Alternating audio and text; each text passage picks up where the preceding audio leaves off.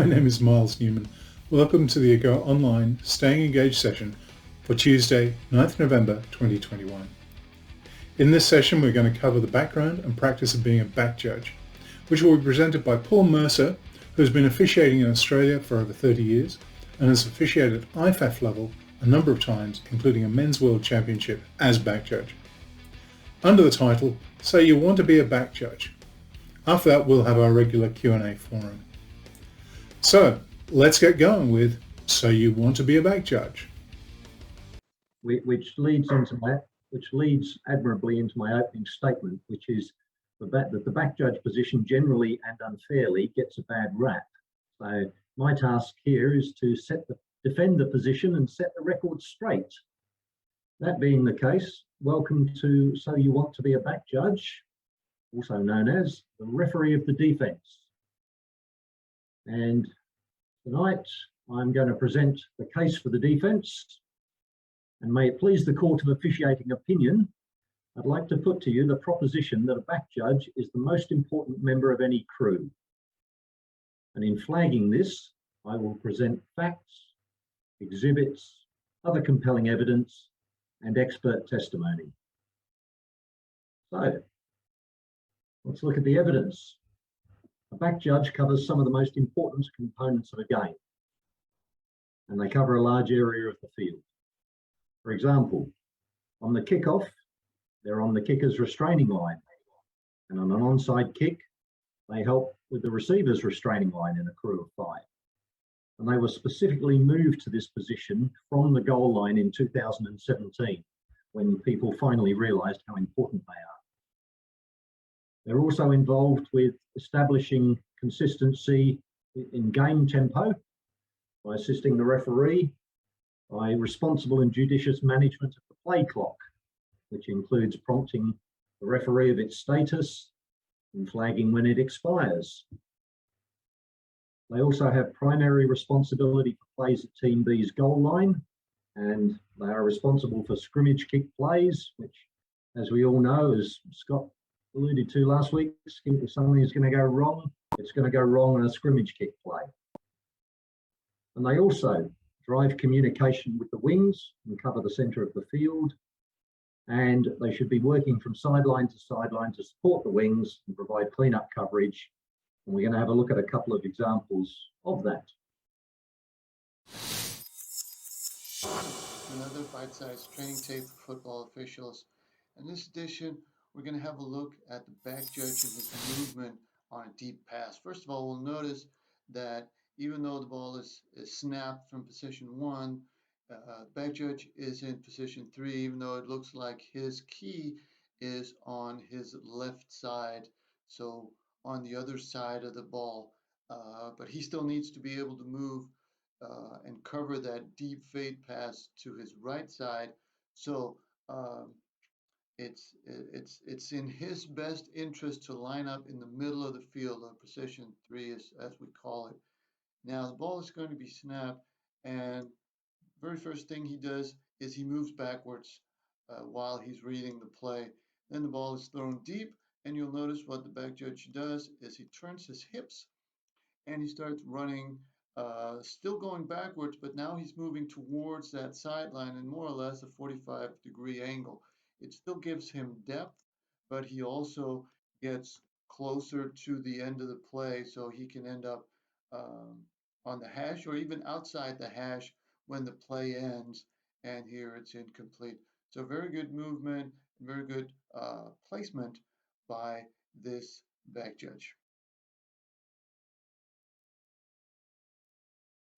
If I can make one comment in that little video clip, as soon as the ball is up in the air, even though it's a long pass, the umpire immediately turns around and stares downfield, leaving that whole mass of 6 or 8 players training tape for football mingling around. He's got to stay with the mass. He's not going to make a call downfield, way downfield. Particularly if you're in a larger size crew where you've got plenty of help downfield.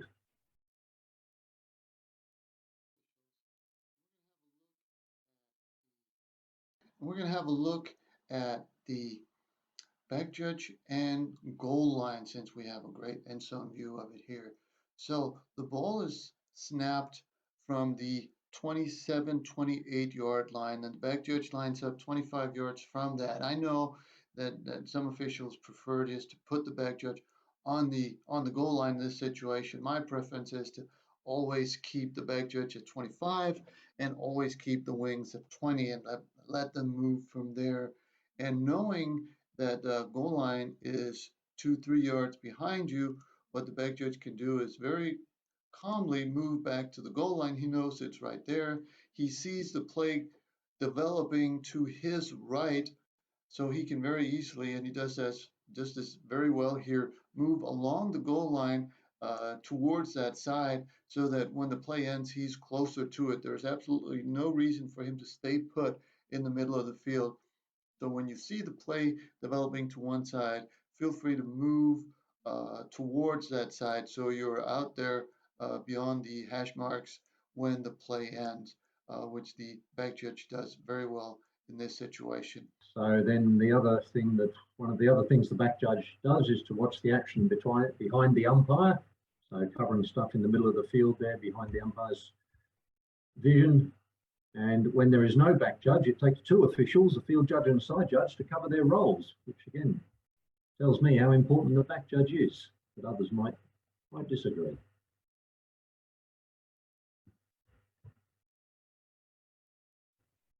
So this is illustrating where the back judge would normally stand on a play from scrimmage, and again just sort of illustrates the fact of the size of the area that they have to cover and who they're responsible for. So in this situation, they're potentially covering, got to be prepared to cover all receivers going downfield. And the other point I'd like to make on this is that it is not the back judge's job to mark forward progress or to spot the ball unless the play ends up much closer to him than to the U or the wings. So the back judge should really at all times be staying ahead of the play and helping with cleanup at the end of the play. He's got that good view across the field so he can help to monitor players, be aware of substitutes and those sorts of things. So those are all things where the back judge is going to play a key role at the end of the play as well, whilst the wings are marking the forward progress, umpires spotting the ball, those sorts of things. And of course, then the back judge has got other duties as well. So who does the umpire key on? Who does the back judge key on, excuse me? So that will depend upon the formation. When we have the pro set formation, he's going to take the initial key will be the inside receiver outside the tackles on the strong side of the formation. So it's the player more commonly known as the tight end, as illustrated in this first diagram. And then in the second diagram, when we have three receivers on one side, he takes the inside receiver. Now, again, we're talking a crew of 5 here, that if in this illustration, we have 2 receivers out near the sideline and 1 receiver just outside the interior line. If that formation was tweaked slightly so that the second receiver was closer to the inside receiver, then the back judge would take responsibility for the 2 inside receivers and leave the line judge in this case with that initial responsibility for the widest receiver. Looking again at a couple more formations. So when we have 2 receivers on each side, the back judge takes the inside receiver on the strong side. And when we've got motion, the back judge is charged with the responsibility of tracking that motion and staying with him as he changes sides. So remembering these are just your initial keys at the snap, at and immediately after the snap. And then once the play develops, we go into the appropriate man or zone coverage based upon our read of the play. So now we come to a situation that is probably the best example of a situation where the back judge and the referee swap roles and the referee of the defense suddenly becomes the referee of the offense. So when we have an interception return, we're going to see how that changes. So the back judge is still the deepest official at this point. Possession changes, and once we have the run back, the referee now essentially becomes the back judge, and the back judge becomes the trail official and keeps players boxed in and observes players in front of them and in their area, and they're essentially trailing the runner. So we can see how there's a reversal of roles between those two officials. So in many ways, the back judge and the referee need to really be working together all through the game on all sorts of levels. So what are the other responsibilities for the back judge? They cover the most important lines on the field for a start. So as I've mentioned before, they cover the kicker's restraining line. Welcome to another bite-sized training tape for football officials, and today we're going to look at a kickoff. Since the receiving team was nice enough to commit a 15-yard penalty on the PAT or on the scoring play, moving the kickoff to the 50 so that we get a good angle at it, you'll notice that the back judge across the field, he's not straddling the restraining line. Rather, he's lined up with one foot on the line, and then the rest of his body downfield from the kicking team. And the reason we do that is to give ourselves a better chance to cover the offsides. We really don't want to be too technical, especially not on deep kicks as this is. So number 3 and number something might be technically offside when the ball is kicked, or there may not be. The point is, if you line up the way the back judge does here, the offside has to be bigger before it pops into your eyes when you're looking at it. The whole purpose is that we don't want to be technical, and this helps us not get incorrect calls or not get marginal calls on these types of fouls. Also, if the coach is standing behind you, then the player has to be really offside before he looks offside compared to where you are lined up. So all in all, we want to give the kicking team every benefit of the doubt on these deep kicks. Now, on an onside kick, it's a different story, but here on the deep kicks, we really don't want to call these and delay the game for an offside that really doesn't matter a whole lot. So now we want to have a look at the play at the goal line.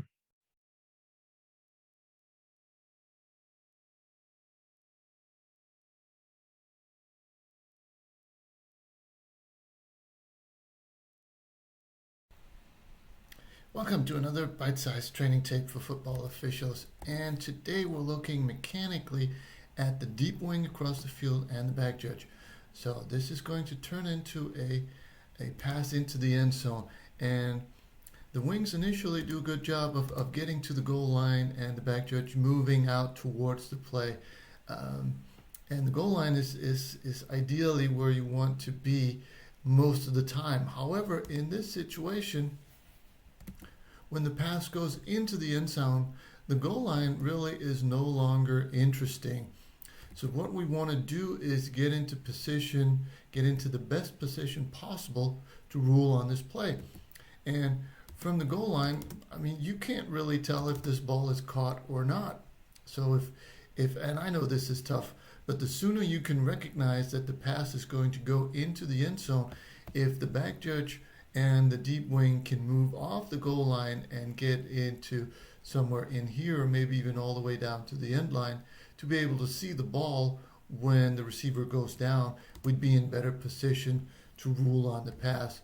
We don't know if this ball was bobbled or trapped or touched the ground or anything like that because we're all the way up on the goal line. So as soon as we can tell, right now the receiver is kind of giving it away that he's going to go into the end zone. Right now we can start moving with them or maybe even before them into the end zone. that will give us a better chance to see what happens in the end zone. Okay, so the back judge also is involved with ruling on some of the toughest calls on the field. So he's obviously involved with ruling on fair catches. You've got to have a good working knowledge of rules around scrimmage kicks, fair catch and kick catch interference, and also PI. And he needs to have an understanding of the basics of play clock rules because he is responsible for running the play clock. So if we look at the kickoff coverage area for a back judge in a crew of 5, as we said before, he's lined up on the kicker's restraining line. And as the play develops, as the kickoff occurs, he becomes responsible for kicking team players and initial contact by and on them with the opponents in their area. So during the return itself, the back judge has to maintain separation ahead of any kickoff return because L, the line judge in this case, has responsibility for forward progress all the way down to the B2. So ideally the back judge, now, if the run ends right in front of the back judge because it's a short play, it's a short kick or something like that, then it's perfectly fine for the back judge to go and mark that forward progress spot because he'll do it a lot quicker. But otherwise the back judge should not be coming back towards the ball until the play is essentially over. It's the line judge's responsibility to come up and take that forward progress spot. So then we have a scrimmage kick play checklist for back judges. Where do they take their initial position? 5 deep, 5 to the side. And then where do they move and what are their responsibilities after the kick? So as I mentioned before, they've got a rule on the catch.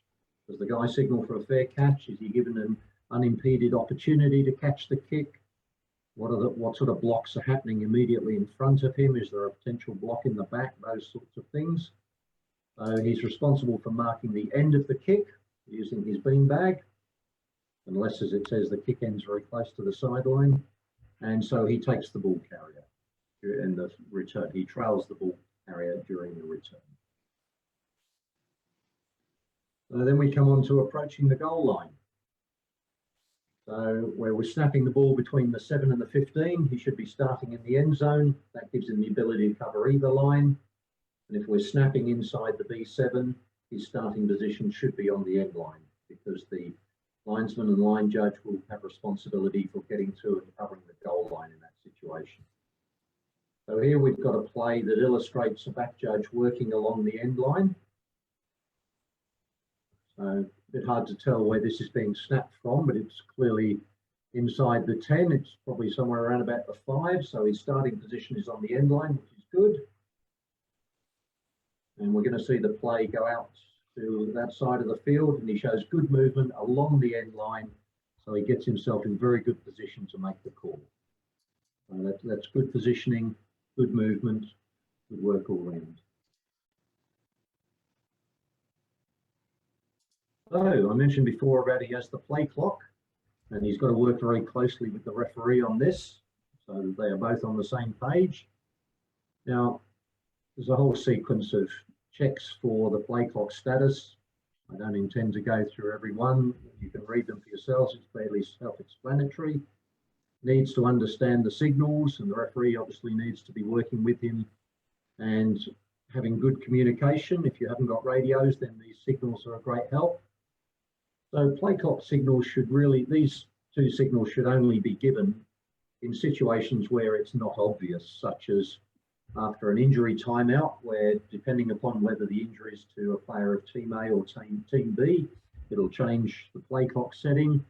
If we have an unusual situation where we might need to reset the play clock to either 25 or 40, then that's a situation where we need the signals.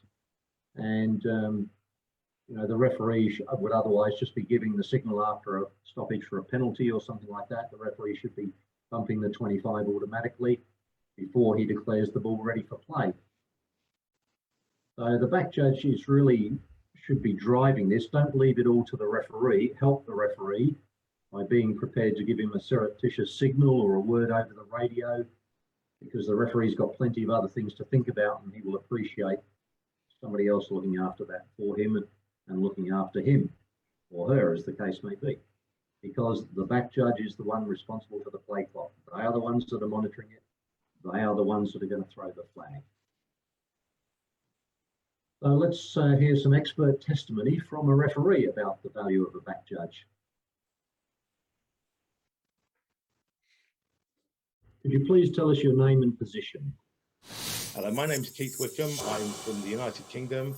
I've been refereeing for about 35 years. During that time, I have worked a men's world championship final tournament. I refereed a women's world championship final game. I've also refereed a European championship final game and worked another European championship final game in a different position. And I've worked numerous domestic and international bowl games. Thank you. Mr. Wickham, would you agree with the statement that the back judge is essentially a second referee on the field, the referee of the defence? I would agree with that. I think there are several reasons I would agree with that. Possibly the most obvious for me is the running of the 40-25 second clock. The back judge is much better placed to accurately run that than a referee who will have numerous other duties at the end of a play more frequently than the back judge will. So the ability to run it consistently is really important based on the whole idea of the rule that teams should know very quickly how long they have to snap the ball. So a back judge, even on an incomplete pass, can quickly start the 40-second clock, then deal with getting the ball out, etc. A referee on a run up the middle may be drawn in, may be handed the ball, may have to talk to a player, may be looking for an umpire to hand the ball before he even starts or she starts the 40-second clock. And then the team may get 50 seconds or more to snap the ball, which obviously isn't the intention of it. So I think it's very important that the back judge is there for that. If the back judge isn't there and the referee is trying to run the 40-25 second clock, then you have to ask yourself who is dealing with the substitutions, because obviously when a play ends, you need to identify quickly if substitutes are coming onto the field from the offense, so you can go into coverage to allow the umpire to stay over the ball rather than drifting away and then having to come back quickly because you've suddenly realized there is a substitution. So I think it's a really important role of the back judge to run the 40-25 second clock well. We often find that the back judge does tend to be the other rule expert on a crew. It's certainly true in the NFL that when they have a budding referee to come in, or prospective referee to come in, they will often put them in for a season or two as a back judge or as a deep wing, because it gives them a better perspective of everything. They're sort of still in the middle looking at things, but they have longer to consider things and provide information. They can often save the crew from making a mistake on a penalty enforcement because they have the wider view. They can see what's going on. They have an understanding and they can get involved very quickly if it looks like things are going off the rail. So another way in which I think that the back judge can be a referee in the backfield. Thank you. Now, you've officiated in many international games and tournaments, as you indicated, and you've worked with some of the best back judges in IFAF.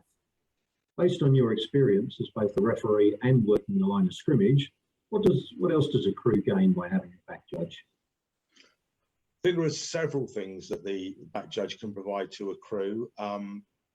The obvious one is when a long pass goes off, having someone already down there to rule on it saves the wings having to rush down frantically to try and catch up with a pass play, allows them more time to observe things in the middle of the field and in that mid-distance between the line of scrimmage and the long pass, so that they are able to pick up things that might be missed if they were having to move swiftly just to rule on the pass. I think also on mid-runs towards the goal line, having a back judge is really useful because, again, the wings don't have to try and rush desperately to get to a goal line, potentially missing other action in their haste, because there's already a back judge there at the goal line who can help them. And of course, if you have a pass to the back of the end zone, when you have wings who have covered the goal line, you have someone on that line rather than having to have two wings looking at least 10 yards away to make a ruling on whether a catch is good, bad, or out of bounds. Another obvious one is kick coverage. If you have a back judge, you have a much better around the play feel for the return. You have people all over the field, so whichever way the returner goes, they'll be moving towards an official. Whereas if you have a line judge as the only coverage down there, then if the runner moves towards the line judge's side, suddenly you're struggling a little bit. The referee may have to move out, and then you lose some of the middle coverage. So having that extra pair of eyes deep when the run starts on a kick return, or even if there's some contact down there, is always going to be a useful thing. So I think that's another big benefit that the back judge brings to the crew.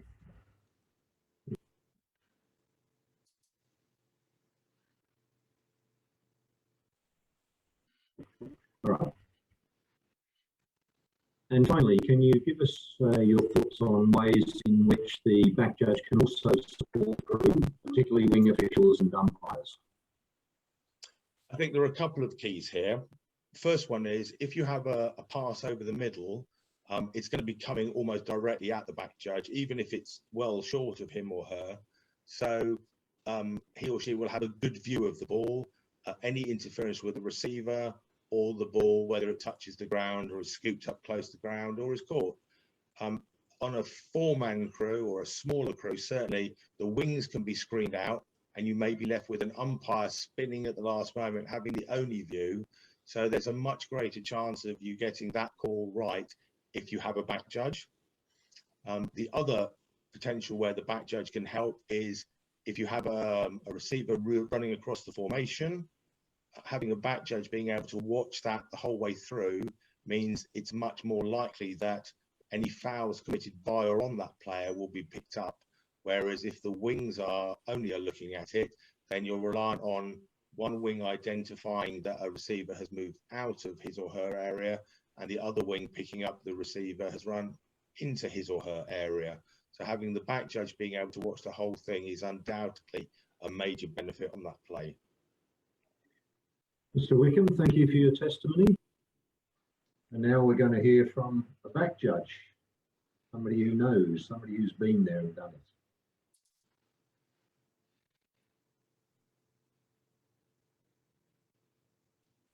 Could you please tell us your name and position? My name is Frank Kristensen. I'm the coordinator of officials for IFF in Europe. I'm a supervisor for the Danish Federation of American Football, and I serve as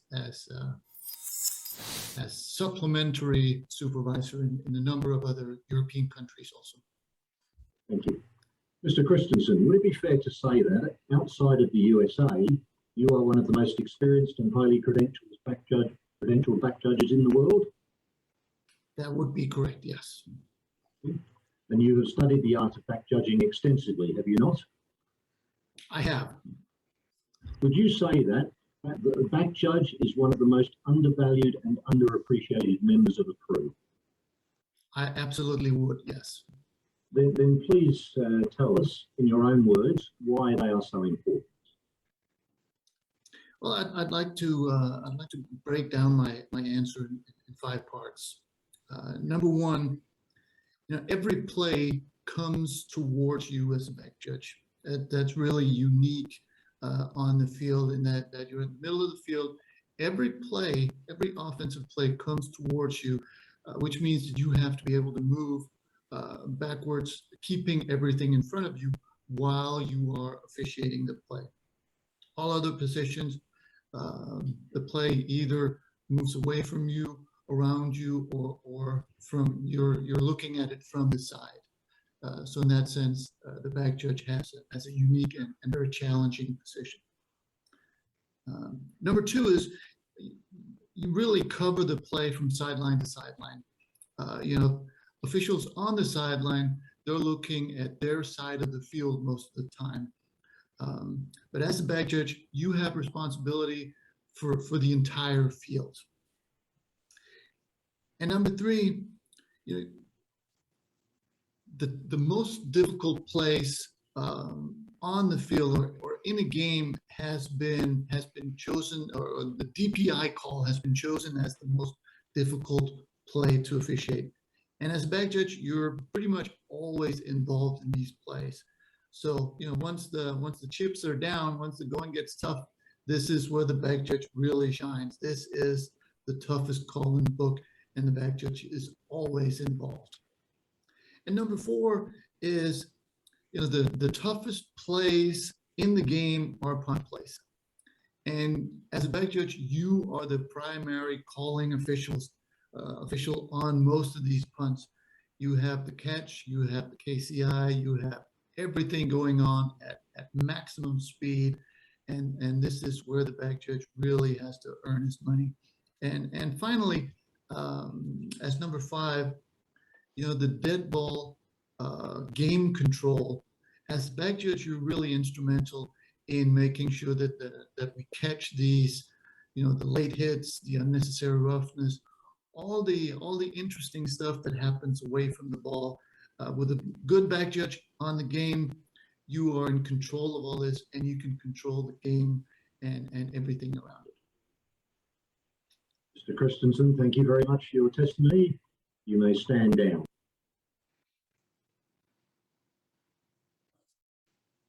So, closing remarks. We've been presented with various exhibits, heard from experts in their field, and seen indisputable video evidence to support my proposition. Does anyone wish to review the evidence, question the call, or go to the video judge? Hang on a minute. You're only the defending attorney. I'm the judge here. I knew somebody from the prosecution would stand up. Okay. Are there any questions for Paul? I think I must admit I thought that was a very amusing and original way to present the issues around back judge. So first of all, nicely presented, Paul. Yes, it's just a shame about getting those videos to play, but we'll sort that out in the post-production. It's easy. Yes, that's right.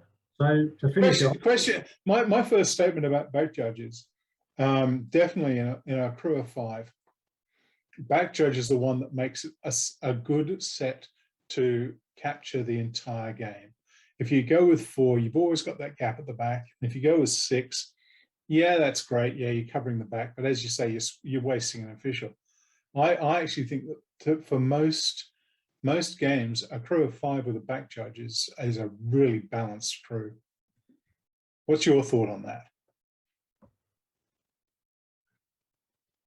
Paul? Oh, sorry.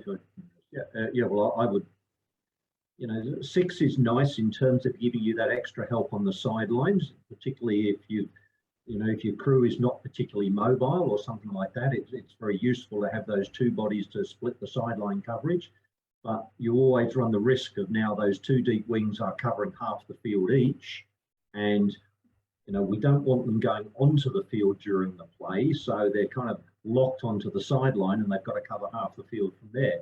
Whereas the back judge has the flexibility and the mobility to be able to move sideline to sideline and get out, if need be, get out to the sideline to help the wing official with clean up, ball relay, stopping any extracurricular, all of that type of thing. So the back judge gives you a lot more flexibility, and because they tend to be more sort of specialised, if you will, they're more adept at dealing with those kick situations, the potential PIs, those type of things.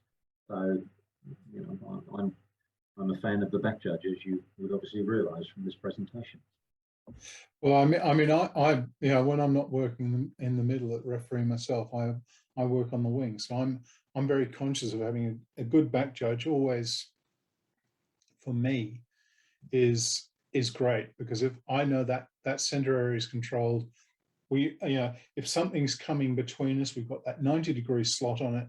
So it means we're going to get this nice crossover of it. I've got the line, I've got the sideline, they've got the line to gain or whatever, and you've got this really great work. And I think a wing official and a back judge working together is a really great combination.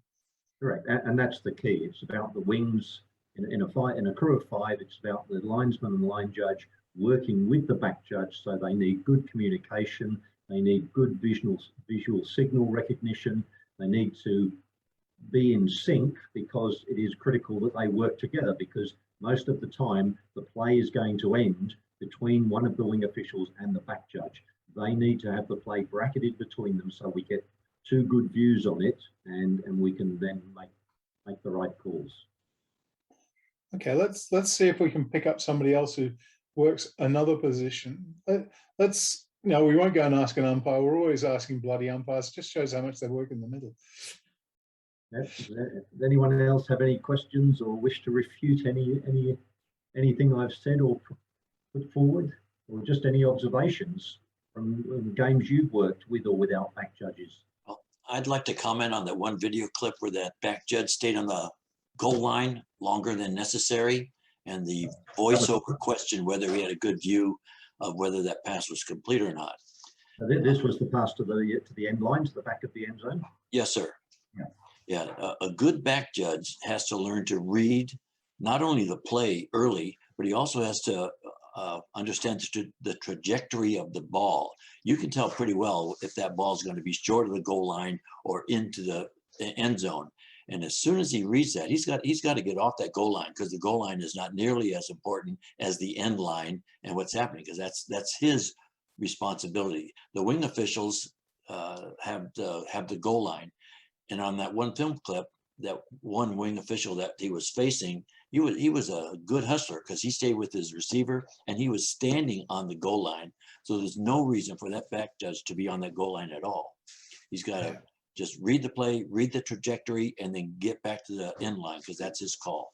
Yep. Yes. Good point. And for those of you out there who have back judged on a regular basis, what's the mantra for back judges? It should be the mantra for all deep officials, but particularly for back judges. Anybody want to throw it out there? You never. Oh, you mean the one the NFL didn't get right in week 1? You never get beat. No player should ever get past you. So as Bob says, on that play to the back of the end zone, the receiver's not only got to, the back judge has not only got to read the trajectory of the ball, he's got to read the receiver. And as soon as that receiver starts closing on him, he's got to start backing away. If it's clear that the goal line was not going to be threatened and that the end line was going to be threatened, he needs to be getting ahead of that receiver. Any other comments? Paul, do you want to talk through your, I guess, your pre-snap routine? Obviously, play ends, when do you start the play clock? Do you count defense? All of that sort of routine from a back judge. Yep. So that's the first, unless I'm obviously the covering official and I've got to stop the clock at the end of the play, the first thing I'm going to be doing is when I'm comfortable that the play is over, that the covering official has raised their arm to indicate start the 40-second clock, or then I'm going to start the play clock. And in the interim, at the same time, I'm going to be starting to look around for players entering and leaving the field. So I can be aware if there's potential for substitutions, and particularly if it's going to affect the defense, who I'm counting. I'm going to be thinking about what the next down and distance is going to be. So what might I expect? Are we thinking a possible run on this play, or is it going to be a pass because they're third and long? I'm thinking about how the offense are now starting to set up. So at this point, I'm trying to identify where my key is going to be and shifting my position slightly so that I can have a good read on them. I'm also going to be counting the defense, and I'm going to be looking to check off with my colleagues, the linesman and the line judge. I'm going to be looking to check off with them when the offense, or by the time the offense break the huddle, so that we all know when we're going to be looking at each other and we're not just standing there with our thumbs up or down or hands on our head for a few seconds because we haven't been noticed by our partners. So that's what I mean about all being in sync, knowing when you're going to be doing these things and doing it religiously every play. And I'm going to be indicating the down count to those wing officials as well to make sure we're all on the same page in terms of the down. Have I missed anything, Greg? Or anyone else? I'll say I don't know because I don't back judge. Now, I guess one of the questions too I was thinking of is with the initial key, obviously in an unbalanced formation, you're going to the strong side. Does that depend on whether it's narrow or wide, or is it always to the strong side? If they've got, if they're on one hash and they've got two or three receivers between the hash and the sideline, are you always going that side, or do you go open side? Yeah, good question. It's always you always take the strong side. But then the question becomes is, where do you line up in relation to that receiver? So the starting position would generally never be outside the hash marks. So your basic starting position is what Frank refers to as position 3 in the middle of the field. And then you'd move out to 1, 4, 5 to either side between the middle of the field and the hash marks. So the hash marks would be positions 1 and positions 5, and 2 and 4 would obviously be between the hash mark and the middle of the field. So starting position is the middle of the field, then you'd shift to one of those positions, but never go any wider than the hash mark in terms of your starting position. You have to make sure that you've got a clear view of your primary receiver, because you've got defenders up there also, and sometimes you have to shift your view just so you can see the immediate action of your primary receiver. Yep, very good point. So you've absolutely got to be able to see your key. You've got to identify your key and then be able to see your key, but you should still be able to find yourself a position between the hash marks from where you can do that. If you're at the right depth, and the depth should be somewhere between 22, 25, based upon local conditions. Is it windy? Did the team pass long? How do the defense set up? Those sorts of things. Again, our starting position should always be deeper than the deepest receiver. So if the defense is setting up particularly deep, then we really don't want to be behind them because we can't see something that they might get involved with. Any other comments or questions? Otherwise, I'll move on. So based upon what I presented, the evidence can leave you with no doubt. You must find that any claims to the contrary by other positions represents an illegal procedure and that the case for the defence has been proven. Your ruling must be to confirm that the back judge is the most important member of the crew, and I rest my case. Oh, nice job. Awesome job, Paul. Very well done. Very well done. Thank you. First of all, I'd like to thank Paul for that presentation, which, as I said, brought a smile to my face. It's too often we get very dry in some of this stuff, and I think sometimes we've got to take a slightly more comic tone to this stuff. We can't be too serious about it. It's just football in the end. Oh, sorry, I was just blasphemous. But yeah, I'd like to say a thank you to Paul. That's all for this session on being a back judge. The purpose of this session was to look at the back judge position and how to work it. A number of good points were raised, and I think the key takeaways are: back judge is controller of the backfield. In a full backfield, a 7 or 8 crew, they must manage the back 3. Back judge is the opposite position to the referee, and in the event of a reverse play, they perform coverage duties of a referee. Back judge is often used as a training spot for referees or a place to keep the alternate on-field referee. That's all on back judge for now, but we will see more of this when we continue our mechanics series in our next session when we do the deep wings. This will be So You Want to Work the Deep Wings, presented by Paul Mercer and myself. AGOA has an online presence on the web at www.ago.org.au. On Facebook, at the Australian Gridiron Officials Association Facebook page, The Neutral Zone, and we have our AGOA Training and Development group also on Facebook. If you are not a member, speak to your state training managers and join the discussion. Also, we have a YouTube channel, AGOA Videos, which you should already know about if you found this video. These sessions are currently conducted by Zoom every 2 weeks, and then we create a video of the session and place it on YouTube. If you have any suggestions for further sessions, contact me on Facebook, or my email is miles.newman@ago.org.au. If you enjoyed this session, join us online next time. If you are rewatching this session that you participated in, come back next time and bring a friend. My name is Miles Newman. See you next time. Thanks for watching and stay engaged.